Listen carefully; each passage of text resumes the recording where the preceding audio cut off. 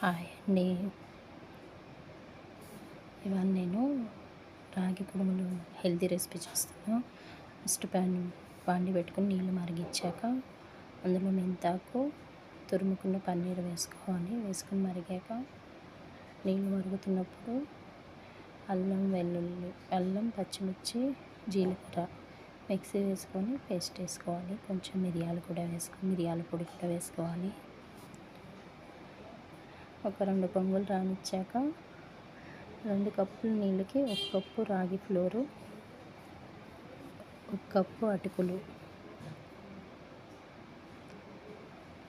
కొంచెం సాల్ట్, ఒక 2 టేబుల్ స్పూన్లు నెయ్యి వేసుకోవాలి. కొంచెం మరగడం స్టార్ట్ అయ్యాక రాగి పిండి, అటుకులు వేసి మూత పెట్టి స్టవ్ ఆపేసేయాలి. బాగా కలుపుకోవాలి. తర్వాత చూపించినట్టుగా చిన్న చిన్న ఉండలుగా ఏదైనా షేప్ చేసుకొని ఇడ్లీ పాత్రలో పెట్టుకొని ఒక 5 నిమిషాలు ఆవిరి పెట్టుకోవాలి.